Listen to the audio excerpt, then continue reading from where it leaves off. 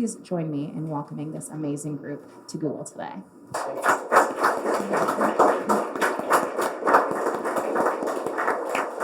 Now, I know a good host when I see one, so I am going to hand the mic to Caleb and know that you are in exceptional hands. Thank you. Hi, guys. So my name's Caleb. I've been lucky enough to work at La Cocina since 2005, which is the year that the organization opened its doors. Just as brief background, we began the organization because there was a theory that in every micro community, places where people gather, there are really talented entrepreneurs who face incredible barriers to market, barriers to entry in the marketplace. More often than not, those entrepreneurs are women, and they're cooking from their home, selling food on the streets, or finding other ways to innovate in a constrained environment. The theory of La Cocina was that if those really talented entrepreneurs had access to affordable commercial kitchen space and hands-on technical assistance, that they'd be able to transition from the informal economy, where they're making a little bit of money on the side, and into the formal economy, where they're able to generate assets for their families. We opened our doors in 2005 in San Francisco's Mission District with an equity-driven purpose to serve exclusively low-income or very low-income entrepreneurs, primarily women, and especially immigrant women and women of color, identifying that that's where the highest barriers to entry exist in the food industry. It's simply the reality that even though more than 50% of culinary school graduates are women, they still represent less than 25% of business ownership in the food industry. And that for every position in kitchens, on average, women are making 79 cents on the dollar before you even begin to account for race and class. So there are real barriers to entry for business ownership. If those barriers to entry are lowered or didn't exist, our theory is that the outcomes that you see, the food that you would taste, the business environment that you would encounter would be entirely different. And hopefully the books that you hold in your hands and what you learn through meeting these entrepreneurs of La Cocina is that that's what your economy could look like. It could be more vibrant, it could be more inclusive, it could be more delicious, and it could be more equitable. So that's what the work of La Cocina is about. And we get to have two of our incredible chefs here today, and I'm so excited for you guys to cook with them. Most of the people who come to La Cocina begin as incredibly talented chefs. We don't teach anybody how to cook, they teach us about their food, so you're in immensely capable hands. One of the first things that we do is formalize their recipes for scale and the industry, and so in the act of writing this cookbook, we had to deformalize those right back for your home kitchens. So you are in the hands of not just some of the best chefs, but some of the best chefs for cooking at home. So I'm really excited to introduce you to Lamise, and Lamise is going to tell you about her business and her food. Thank you. Hi, everyone. I'm really happy and excited to meet all of you today and share with you one of my traditional recipes. Originally, I am from Palestine, but born in Kuwait. I'm living in Kuwait for 26 years until the war happened between Iraq and Kuwait. That gives me a lot of time to spend with my mom's, and know more about her, recipes. So I'm sharing today a dish from Kuwait. It's not from Palestine, but we have a lot of dishes from Palestine. And, we're adding a lot of spices because there is a lot of Indian and Pakistani immigrants in Kuwait who brought their spices, and they gave us a chance, to add it to our, dishes. So I'm really happy to share. We're going to start the demo. So it's called in Arabic samak mashwi bil furan, which is like baked fish in the oven. And in Kuwait, being living close to the Gulf is giving us a lot of variety to do a lot of seafood in many different ways. And they are all yummy. So we're gonna today pick a trout, fish, and you can use whatever you want, whatever is available. And if you don't have it, like a fillet will work, with bone will work too. You don't have to be intimidated by the whole fish. Yeah, so it depends on the family size, basically. But Arabic people, they have big families, so we do big size of dishes. The ingredients for this dish is going to be jalapeno, tomatoes, bell pepper, lemon, onions, parsley, garlic, olive oil. We use a lot of olive oil in our dishes, and this is what is famous in Palestine is the olive oil. And there is a lot of spices. So we have paprika, allspices, turmeric, oregano, black pepper, cumin, coriander, salt, of course, and what else is the lemon juice that I mentioned before, so it's already squeezed here. So the first thing we're gonna start, slicing and chopping the ingredients and put the whole thing in a bowl. And then we will start season it.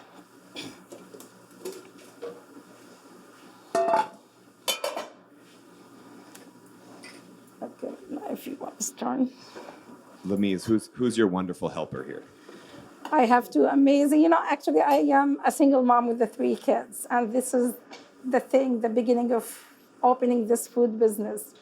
I get used to work with the Central Bank of Kuwait for almost like 8 years. And then because of the war, I moved to work for the United Nations. And I spent with them 16 years. And I was enjoying this job.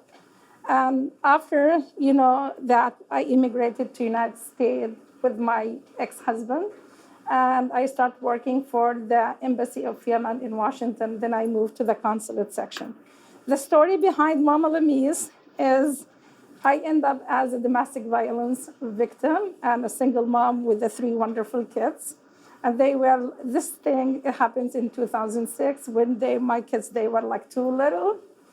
And in our culture, it's kind of like really difficult to be a divorced woman and live by yourself. So I faced kind of like a lot of obstacles living here in the United States, but I think I got lucky to raise 3 wonderful kids, She's in UC Davis. She is gonna study chemistry forensics. Tahsin, he is in a private college in Washington. He's studying pre-med, and I have another kid. He's addicted to sports. He's a way different. But the thing that story started when they start asking me for gift cards when they start graduating. And that was like the hard, tough part that I faced financially. So the story began when I said, Mama, I'll make a feast for the middle school and for the high school, and we'll invite the whole staff. So I did it, and I did like the traditional Palestinian food that I could share. And I dropped it off, I set it up, I came, and everyone was like really mad. And I said, oh my God, what's going on? And they said, this is crazy. You have to start your food business. And I never thought like I'm gonna be a chef or a business owner, but I think I did the right thing. And now I'm owning a business. And in July, we're gonna open our kiosk in Revelle Market place. So we're doing, and we're blooming, and we're taking off good with the catering business too. So. All of that before you even cut an onion. I know. So let's start really quick. So my daughter, she's gonna help me with some cutting board, and we're gonna just slicing. That's how you guys cut at home. Yeah, just quick with a cleaver. And just don't injure yourself. So we're gonna cut the whole thing, and I'm doing it in a really traditional way, where in 30, 40 years, there is no processor to blend everything. And women in kitchen, they have a lot of time now. We are moms, we are business owners, we have a shortage of time. So you can, guys, if you have a limit of time, just dump everything on a processor and grind it. But I'm gonna show you and share with you how I get used to cook it back home in Kuwait and in Palestine. So this is really sliced. Very little food waste. Google priority. I don't know if you saw the remaining bit of the red pepper here. Not like many commercial kitchens I've worked in. Yeah. I always think that the farmer worked so hard to give us this gift. So it's not like being cheap, but being grateful and thankful to the Lord who gave us. Especially I lived during the Iraq and Kuwait war, where the sources was very limited. And we have just one bucket, a whole day of water, and a barely few snacks when Saddam Hussein, he burned all the wells in Kuwait. That was the most hard part when I was experiencing the war in Kuwait. Yeah, so at the end, the whole thing is gonna look like this. Slice, can I get it? No. And this is أعطيني mixing bowl. No, please. Oh, هي. So we're gonna put the whole thing here. أعطيني So you're putting the red peppers, all of your ingredients go into the same bowl together. Yeah. All of the raw vegetables cut thin. Or into your blender, Yeah, depending on your time, Exactly. the pressures of life. Yeah, exactly. And the parsley. Did you include the stems when you chop the parsley? Sometimes the stems are kind of like sweet, so Yeah, I put taste some. them first. Yeah, so I guess if they Waste are not, want. yeah, exactly. You know, I prefer sometimes to put the stems, especially like when we make tabbouleh. Hopefully, some of you guys know it's a Palestinian salad, and sometimes the stem is really sweet. And why to throw it? We can chop it. Just be patient. Yeah. Even easier in your blender. But there is a secret in tabbouleh. Don't ever grind parsley when it's wet. Let it like soak it, clean it, wash it thoroughly, put it like in a sheet tray for like overnight, and then the next day you can use the processor. Otherwise, you can chop it wet. If you like use the processor right wet, it's gonna become soggy. It's not gonna look good. Bonus recipe. Yeah. So this is the ingredient, and then we add. No? Lemon juice. Yeah, so we're gonna add the lemon juice. Fresh lemon juice. We try as much as we can not to use any preservatives in our food. So we serve our food extremely fresh. So this is the olive oil. Palestinian olive oil when you can find it. Oh my God, I wish If you I talk could. to Lamiz offline, we have a source. So we did the salt and now the cumin. And you know, always in my part, I never like to put like a grinded cumin unless I grind it by myself. So always I have the whole seeds, coriander, cumin, cinnamon, cardamom, you know, and I love to add it fresh. It's a way different than using it already grinded. And also, when someone gets busier in their business, they might be able to grind it a little bit ahead of time, so they don't have to do it every exactly. time. That's what we do. Like when we get a big amount of catering, as I, mentioned it to one of our friends that we did almost 1,000 serving a week ago for 3 different companies. So we have to prep ahead, but at the same time, we cook at the same time freshly. So, and this is coriander. And you'll see Lamiz is largely cooking with her eyes, which is something that often happens at La Cocina. But in your book, you have all of the measurements that we've accurately captured. You know, when I came to La Cocina, they said, oh, you have to measure. And I said, what? What? This is my mom's way, honestly. Like, it's but just by eyes. And just coincidence, I think by spirit, by love, by heart, it always gives the same consistency and the taste, you know. And I think because if you love to cook, you cook with love. For me, kitchen is kind of like my therapy, where I live and I enjoy the time. And I wish the time never ended. Some people, they said, oh, we don't like to fry even one egg. For me, it's totally different. As long as there is people to do the dishes, it's okay. Yeah. And now the lemon. Yeah. Turmeric. I hate doing dishes, my enemy. And this is all spices. Everything is mentioned in the cookbook. And thank you guys for supporting La Cocina. Please, you have to buy one of those books. And it's called I Am La Cocina. And it has a lot of entrepreneurs' recipes and dishes there. And we want you also to spread the word, please. So it's an unpaid advertisement. Yeah. So, okay, so at the end, I just want to show you guys if you grind it, it's going to look this way. If you're going to keep it, I feel when I chopped it, it looks more gorgeous. Like for me, food is kind of like an art. I love to put my touches to it. So, but if you don't have time, you can just like marinate it with this. Of course, we usually get the fish in Kuwait fresh. Like, the time I'm done with my work with Central Bank of Kuwait, it was like exactly located next to the beach where like fish guys bring the, fishes fresh, and I just like grab. And this is the thing was driving my mom crazy. Like, can you stop buying fish? We're getting sick and tired. And that was my dream. Even the fish were like moving where they are like selling it. And this is I'll do it. Yeah. So just to make sure, like when you buy big fish, that it has the main thing, which is like the salt, and make sure it sucks in it. So we clean it and we wash it thoroughly. I might kind of like to begin cleaning. I love to soak this in a tub of salt, lemon, and a little bit of vinegar, just to make sure all the gamey parts go away for like 30 minutes. And then I wash it to make sure there is no smell. It just like the flavor tastes really good.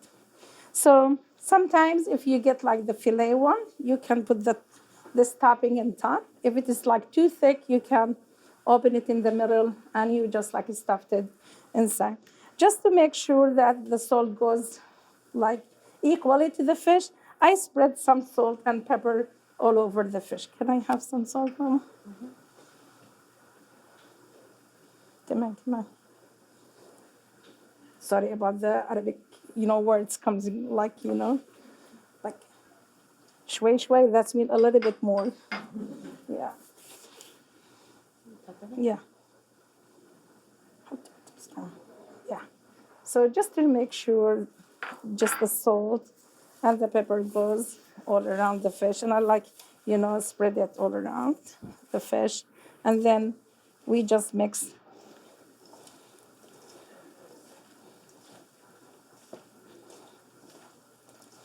It looks amazing. It looks for me like, as I told you, as an art. So, like I'm putting like, wearing this fish like a beautiful, dress. Yeah. So I put some. Very avant-garde.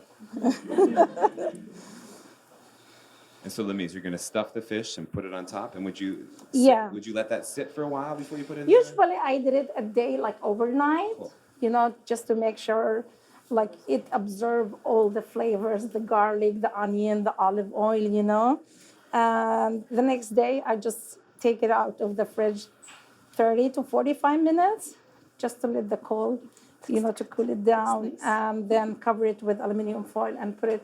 In the beginning, you have to heat up the oven for 450 for like almost 10 minutes. We already got that ready. Through the magic of YouTube. Yeah. And then we're going to cook it on 450 just for 15 minutes. And after that, we're going to lower it to 375 and let it cook for 20 minutes. And as I told you, it depends on the size of the fish. Like this fish definitely is going to need between 45 to 50 minutes to be cooked. One of the hardest things in the La Cocina cookbook was getting to the end of recipes when we asked people how long they were to cook the dishes, and often the answer is until it's done. Which is obviously correct, but harder through translation to achieve. My mom, she get used like to sew it, anything she stuff it. She said, "Oh, give me the needle, guys," and she started like sewing too, just to make sure. But there is. Every generation runs out of time. I know. So I just want to make it easy for you. You can put like toothpicks just to make sure it sticks inside. And toothpicks are like Lamise's generation of a blender. And you can put this in top.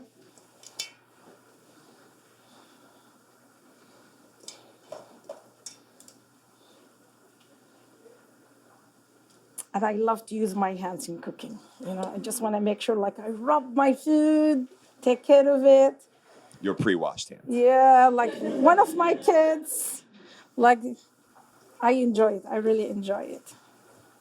So sometimes if you feel like you want to add a little bit of water because you want to make sure it's not going to burn, I'll add some water. Just a bit more. And I want to make sure, come on. My mom, she taught me like, oh, do this. Let me make sure all the spices, clean. And then I just like put it all around the fish. Sometimes we add, Lubna, because of my hair, can you add some olive oil in top? Sometimes you add olive oil? Yeah, I love olive oil. Maybe all the time. Yeah, Yeah. that's it. Yeah. And So after that, we're gonna go and cover it with aluminum foil. Cook it for, as I told you guys, because it's big, it's gonna be between 15 to 20 minutes. And after that, we're gonna lower it, let it cook for another 15 minutes. And after that, we're gonna take the aluminum foil and let it broil and get it kind of like, grilled in top. And we serve this with basmati rice. Sometimes when I make this dish, I prefer also to make kind of like a mixed vegetables next to it. Our mixed green salad for people who don't want to like eat a lot of starch. So enjoy it, guys. Thanks, Lamise. And we were going to make rice. Do we have time to make the rice with Lamise, or should we go? Yeah. Yeah? Do you want to make the basmati rice too really quickly? Yeah. It's not gonna take too long, the basmati rice. Cool. Yeah. And so you guys heard that at the end, a little bit of the liquid in the cooking dish, just so the Yeah. cooking dish doesn't stick to the fish itself. It'll add a little bit of steam cooking, help cook the middles a little bit. You don't have to use stainless steel. If you have a nice clay pot, that might be more like Lamise's mom would have done. And then at the end on the broiler, just be careful with your broiler so you don't burn the top, but nice to get that top a little bit crispy and just visually more interesting. And you can take pictures, but there is no time now. We got professionals taking the pictures. So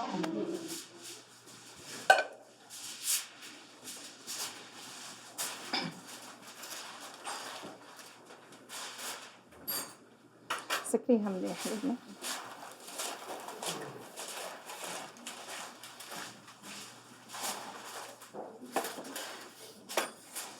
So I just want to mention, guys, there is a lot of different rice.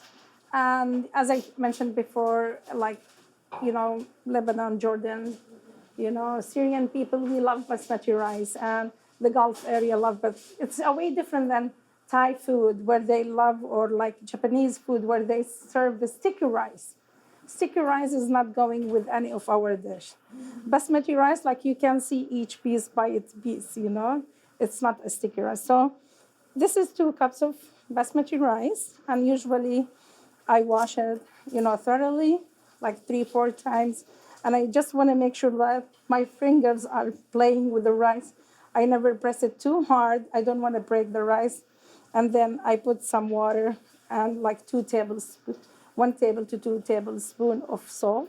I believe that the salt keeps each piece, and it never gets like mushed or being sticky. So this has been soaked for 45 minutes, and we're gonna drain it. Can you drain it, Lubna? Everybody knows that rice is a starch. Rice is one of those things that tends to be very intimidating for people to cook, but also very natural for people who cook all the time. But Lamise is right. There's a really beautiful cookbook that's not ours called Every Single Grain of Rice. And there's this, there's a lot of thinking around what it means to be able to cook a pot of rice perfectly by sight, where the grains of rice come out individually. And it's something that happens with practice, but once you nail it, it becomes an incredibly easy kitchen thing to do. Yeah, so when they asked me to do like a small, tiny rice recipe, that was kind of like hard because we're producing on hundreds of like pounds of rice. So basically, you bring a pot and, is it on? Yes, it's induction, so it only gets hot in the pot. Oh, okay. Magic. So I just want to make sure there is no water on the pot and it's fully dry. So you let it like heat it for like 2-3 minutes. Make sure that the pot is hot, and then you add the olive oil. Palestinian olive oil. I love it. And then you add the rice. أعطيني مغرفة لبنى. No مغرفة.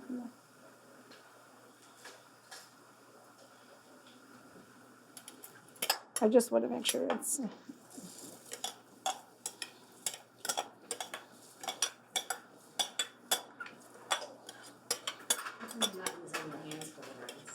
I know, I don't want to leave any rice in the bowl, but I just want to be sometimes kind of like professional.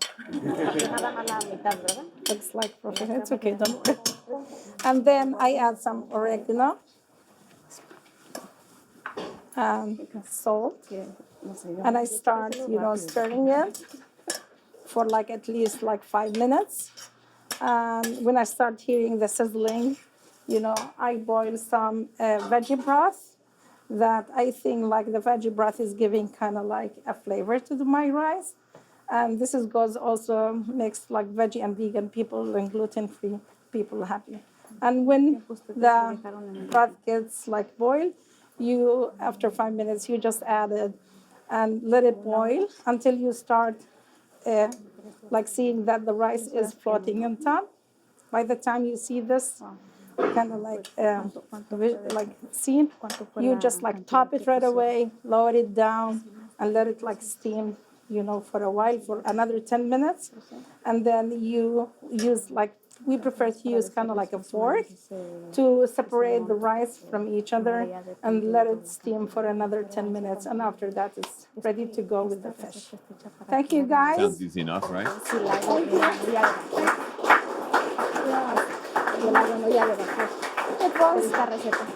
It was really a pleasure, sharing this with you, and thank you so much for coming and watching us. And thanks for La Cocina for introducing Mobile Amuse to this event. Have a good one. Thanks, Lami. So we have two of the entrepreneurs from the book. In your book, you have the stories of 45 entrepreneurs. La Cocina, like I mentioned, has been open since 2005. In that time, we've graduated 55 businesses, meaning they've reached either economic or operational self-sufficiency. 97% of those are women-owned businesses, 85% are women of color, 100% begin with less than $5,000 in original capital. Throughout the book, you'll read those stories. Those 55 graduates have opened up 33 brick-and-mortar restaurants between them, which means that if you put the women of La Cocina up against any restaurant group in the Bay Area, except maybe Google's, that we would be outperforming them in terms of restaurants opened over the last 13 years, all of which are still open. So again, the point being that certainly there are market economics that you can point to, but there are certain things that happen in specific markets that make the outcomes inequitable. And there are ways that cities can adjust their marketplaces for more equitable outcomes.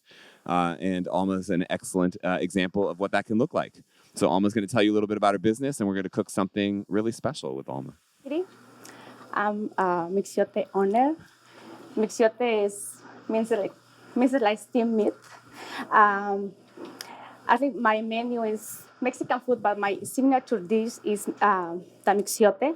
And the Mixiote cooks every kind of proteins with a special marinade where I show you. And let's see, avocado leaf. This is the kick for the Mixiote. This is now it's dry, but I have my friend in LA. They have a big tree, but this is a specific. Many kinds of avocado, like it has avocado, like this many. But this is one avocado like a thin cross. But this is a special flavor for the Mixiote. So Alma's business is Mixiote. It says it on her shirt, in case you forget. And the Mixiote itself is the name of a dish that's pretty common in Mexico, but mostly for celebration foods. Yes. And it's often in Mexico a food that's prepared by steam cooking it, buried in the ground. Yes. And the key ingredient, avocado leaf, a little bit difficult to source still in America. You can find a friend like Alma has with a tree down in LA who can drive the leaves out for you. But if you can help us source it in any other way, that'd be cool. So you can make iterations of it. And the other wonderful thing is it's really a technique as much as it is a dish. And so there's a way, what we're doing here is going to be with beef, but you could choose any protein, vegetable, really anything that's going to stand up to a long period of cooking with the marinade and the technique. And then you've got this incredible range of dishes that you can cook. Yeah, thank you. You're welcome. I'm learning from you. Yeah, the Mixiote, when I talk in what dish I make for my business, I don't know Mixiote because we come from Mexico City. Mexico City, they immigrate many people to the other town. And the Mixiote is one of the recipes by my father-in-law. He's cooking in the long time ago, but they cook in the ground with the, I will bring some example. Anybody out there know what that is? Many of you have consumed a version of it in liquid form. Okay. Perhaps to bad outcomes if you were new to it. This is the agave skin. This is for wrap the Mixiote. And I bring just one because it's really values. It's a texture. But yeah, this is used my father-in-law. Sorry, my grandfather. He's used for grab the mixiote. They put on the ground with many spices when I show you, and then put more ground on the top for long time, like 3 or 4 hours. And then it's a really cooked, tender and juicy meat. And more the most popular is like a lamb. In Mexico, they use more lamb. It's more common. But me, I make the whole kind of protein because I want to use for the same flavor for use the mixture. Let's do it. Okay. Let's start with the marinade. And when I come here to USA, I love to eat my favorite things. Mostly I looking for the what is called like antojitos mexicanos. It's Mexican snacks. Mexican snacks. In Mexico City there's like a lot of Mexican snacks in the street, and we're looking for sopes, quesadillas. We need to something for remember my town, and then looking for mixiotes, but nobody sells mixiotes. But my son, he's told me, oh, where I can find that mixiote? We need to just make here in by myself. But I try to find like a avocado leaf because it's really hard to find here.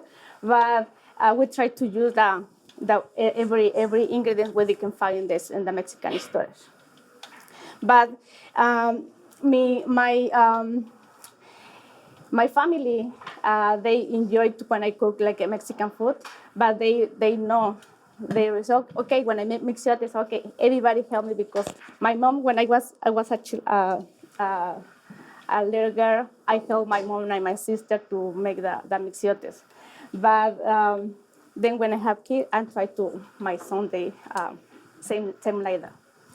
Okay, but I'm start with the marinade. I don't know.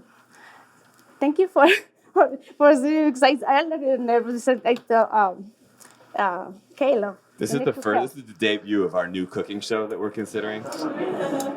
Okay. Almost preparing. You can start to throw the ingredients in there and say what they are. The ingredients is you use the dried chiles.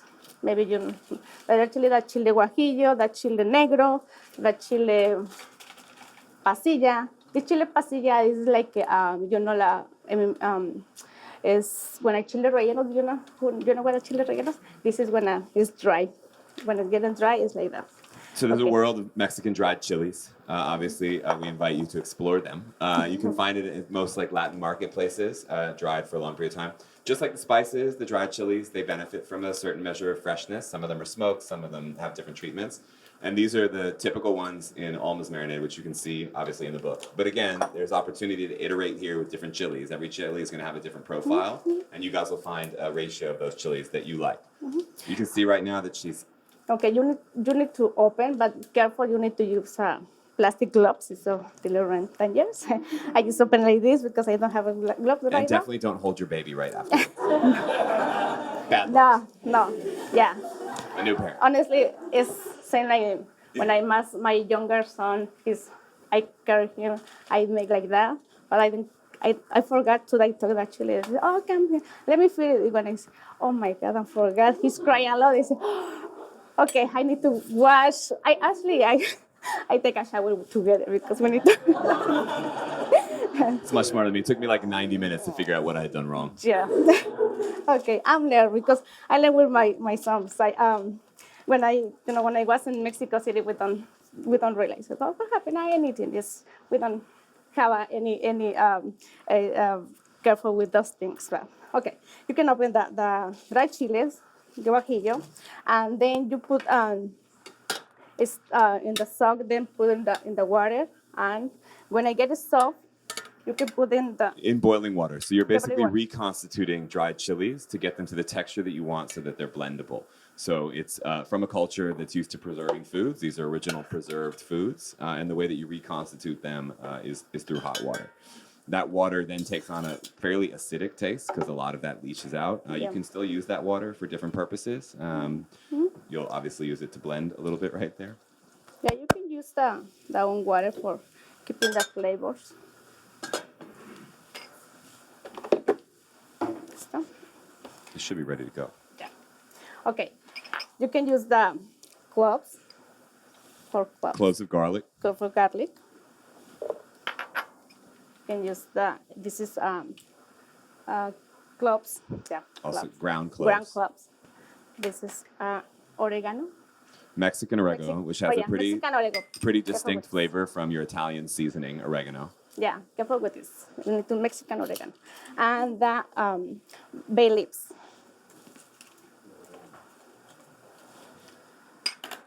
And for the other kick of the avocado leaf, you can put avocado leaf on your marinade. And then just lettuce, onion. Yeah. Do you want me to cut that for you? It's fine. Okay. It's probably faster your way. Thank you. Avocado leaf also is one of the foods in Mexican culture that has like a lot of emotion behind it. Lots of people really believe in the restorative power of avocado leaf and the flavor power. It's like a bay leaf, where sometimes you might not know what impact it makes on your cooking, but then people who like cooking with it really believe in its power to change the flavor of a dish. Yes. Okay, you can get the pinch the salt. Actually, if you see the recipe in the book, you have other measure everything you can write.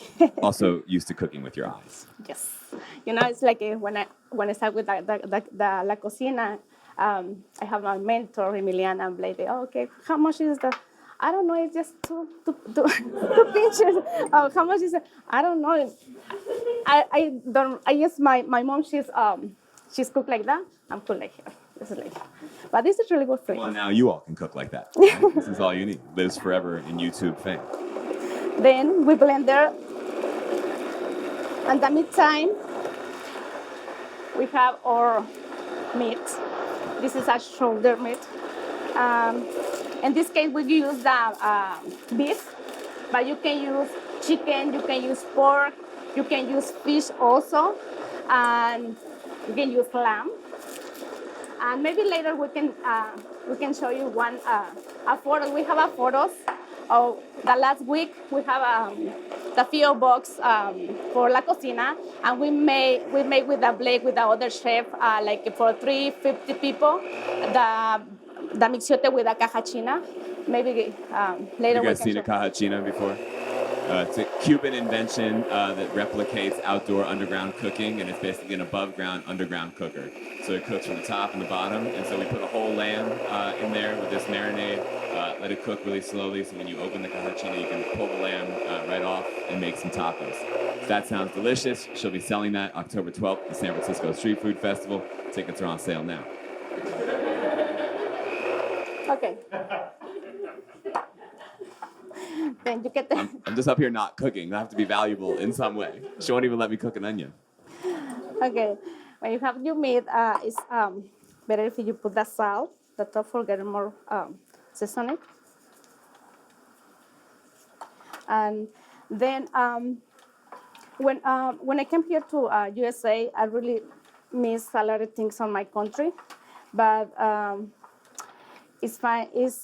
I'm really proud to be part of La Cocina because when I lost my last job, I don't know. I'm really confused what can I do for support my family, and in those days I have my Sunday in the middle and the elementary and middle school, and it's really hard when I came here and to see what can I do, but my older son, he said, "Oh, Mom, if you cook good, if you cook, it's really good. Your food is, oh no, it's just for you. You're my son." But then when I cooked the Mixiote and got to the La Cocina and tried to make my business plan, and they really like the Mixiote. And the thing is, I think it's a Mexican food, but the healthy way. Why? Because it's like it's just a steam. It's good steamed. I don't use any oil too for cook. And I make tacos, rice bowl. I make salad, and the people like to eat something flavored, the Mexican flavor, but the healthy way. More in those days, right? Because before, when my grandfather, he's on. Maybe his own dog is healthy, but in those days, the people say, okay, what is your ingredient? What is it? It's gluten free. Is it? This is really gluten free. It's nothing. It's nothing into for your head getting. You can often hear the impact of the catering requests of the general public on our businesses. They are more sensitive to vegan and gluten free than I have ever been as a cook. You imagine how many labels I need to make when I have my catering, because they want every detail. Okay, I'm trying to. I have now ready everything, but when I started, it's really hard because this is I don't know, it's any not, but now I have my labels. They see the labels, and I didn't display any. And a lot of the cuisines that are being cooked out of La Cocina, you'll see in the book, are naturally gluten-free cuisines. They're cuisines that are based around rice or corn, and so it's actually pretty easy for our entrepreneurs to be cooking to the requirements of the contemporary culture. You can hear Alma and Louise when they're talking about the food. It's something that we talked about on the ride out here and what we look for in restaurants. She's cooking for her sons. That's what drove her to start this business. Louise was cooking for her family. That's what drove her to start this business. And I think you'll see when you go to their restaurants that it feels uniquely like eating in a place where they're feeding family. And that doesn't always happen in restaurants. And that can't happen in restaurants unless we create pathways for people who are supporting their families to cook for their families. Yes. Okay. I have my marinade ready. I put in with the meat. I put everything. And the other secret for this is if you want to make the mixiote, you can rest for the day before, because getting more flavor. And honestly, if you do that, your friends, your husband, your son, they love you. It's a good apology for rubbing chili all over your kids. Yeah. Worth it. Worth it. Okay. You see the marinade? The marinade is a little, it's not too much water. It's better because when the meat come with the juices, it's combined and get it tender and really good. You try it later because I said you made it. Okay. When it's ready, day after, you can put in the, let me see. You can, in your home, maybe you have something like this, but you can use that pasta. I don't know if you use that pot for the pasta. It's like holes, because we want to make something steamer, because we don't want to fry, we want to bake. Okay, and then you put some water. Okay. Right here.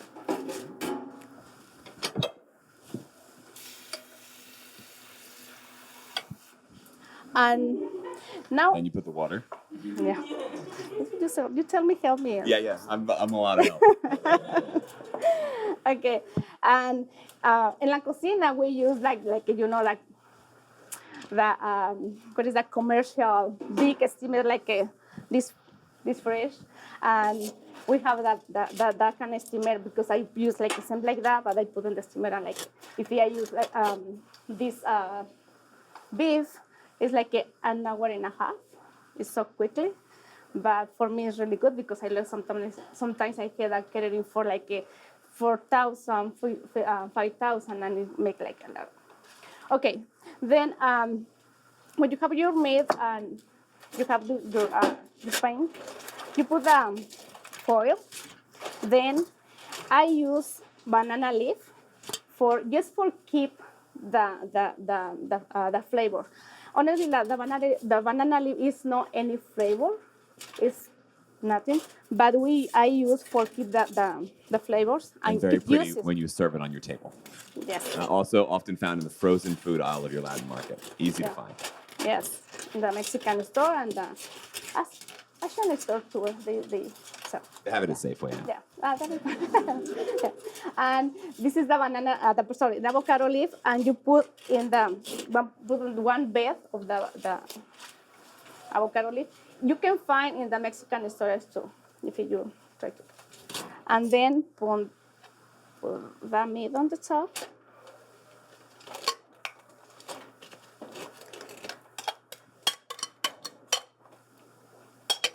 Okay.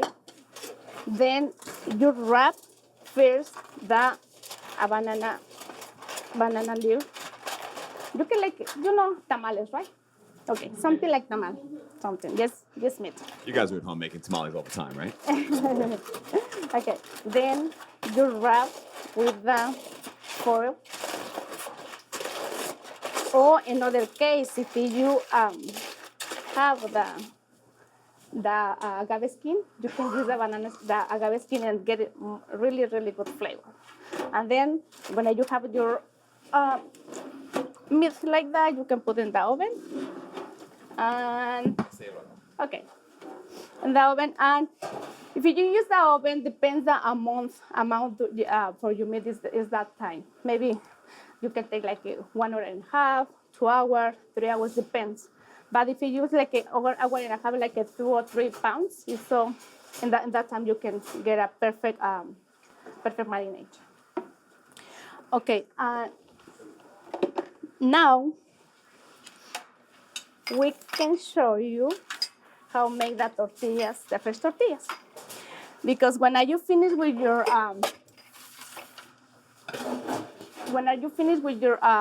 meat, you wanna try make a tacos, or if you wanna get more healthy way, you can use salad, or if you wanna less carbo, you can use whatever you can put in the top. And Alma, really quickly, what temperature are we putting the meat in the oven for? In the oven, 350. You can put 350 for, depends how the amount that you put. Until it's done. Yes, until it's done. In the book, there's an amount of time per pound. Yes. Okay. Now for the tortillas, I have the, this is organic dough. We use the organic dough for my tortillas. Actually, I have 5 kinds of tortillas now for my tacos. I have like a regular. I have like a pork, like a blue corn. I have like the beef, is the pink.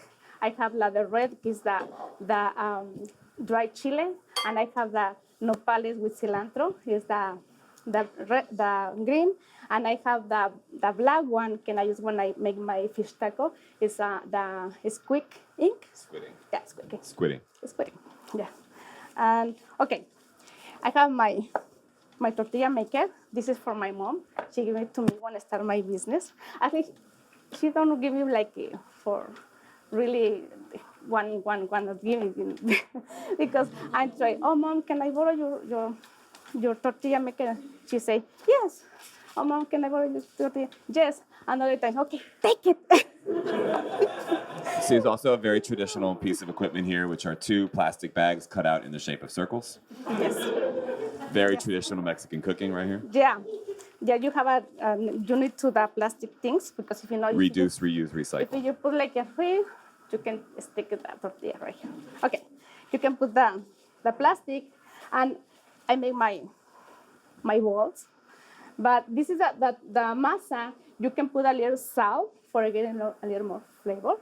But when the masa is a little soft, I think it's really. Most of the masa if you buy fresh masa, most of the masa you'll buy will come unseasoned, and so you might want to taste it. And it depends how fresh it is. It may need more liquid. You'll figure it out quickly. Again, like rice, it's a process of doing it until you feel comfortable with the touch. It's very hard to write a recipe because all masas are different.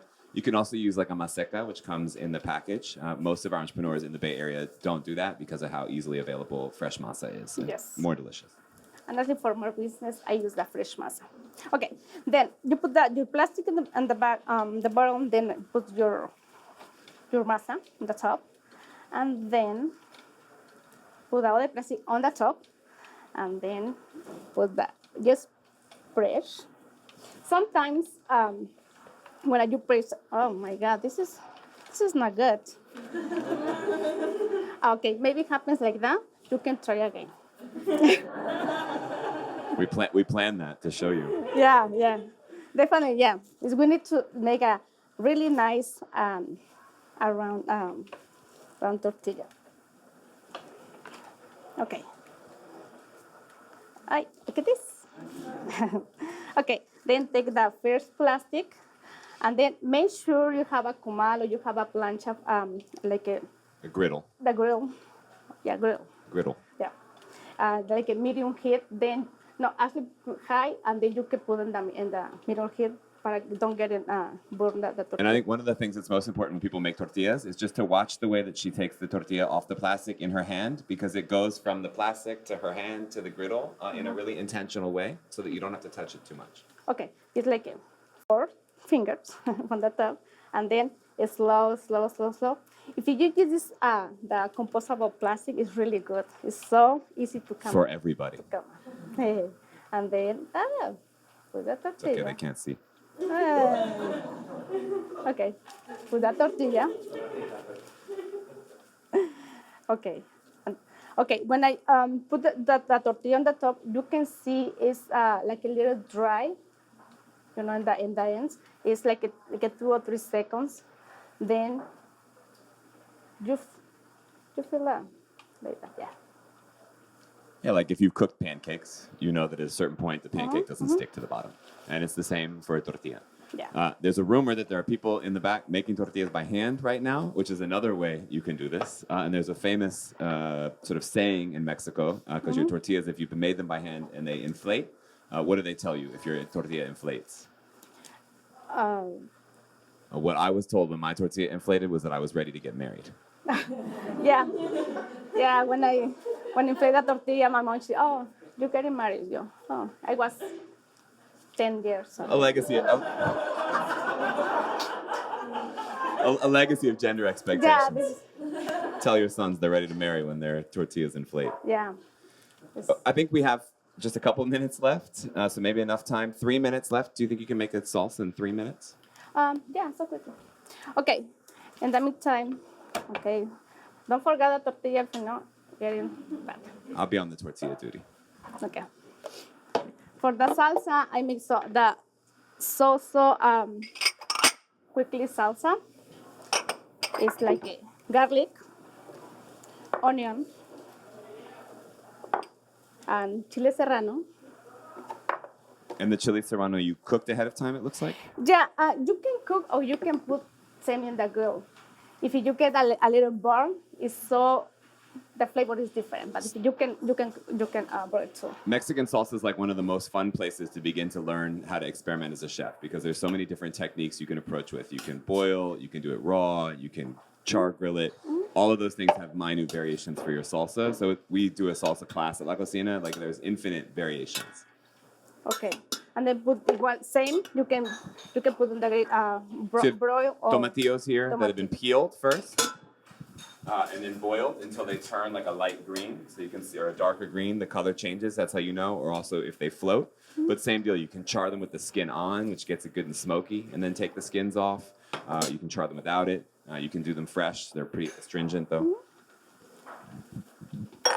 Then you can put cilantro. The cilantro is what happened with the tortilla? I know. I'm sorry. I was dying. No longer ready to get married. Don't get married. Okay, and then if you want a little more flavor, you can use cilantro, fresh cilantro. You'll notice also glorious use of cilantro stems. Yeah, we can use the whole piece because it's really flavor. And then salt. And just blend it.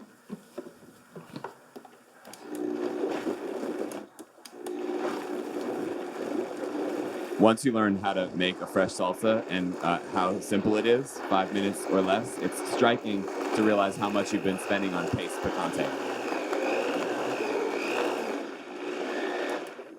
For me, the Mexican salsa, I don't get it like too much blended. It's a little chunky. It's better for the tacos. When I just see the garlic, the onion, it's really better. And actually, the cilantro too. Okay. Oops. Okay. This is the salsa.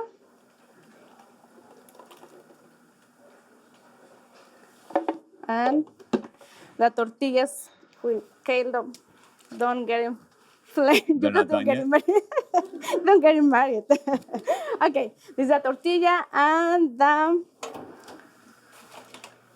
Here is the It's okay. okay right here. Here is the mixiote ready. Ooh. Ah. You know what? When you put the banana leaf behind, the oil juices getting really good. And we can use this one, right? Sure. That one's for you and me. That one's for Chef Didi. Oh, and the garnish you can make like a red onion with habanero, just chop with lime and salt. It's for garnish and cilantro on the top. But just you can see that you can see the meat how tender is, and your fresh tortilla, and with Mexican style is like the tacos is like that. When you order the tacos, so how many tacos? Okay, like so, okay, you just get something fast. And you can put the salsa on the top and the red onion. The garnish, which The will be over garnish there. is over there. You can, and I like, Kalo, right here. Thank you. It's like that. In Mexico, it's like you can put in the napkin or where plastic. You can.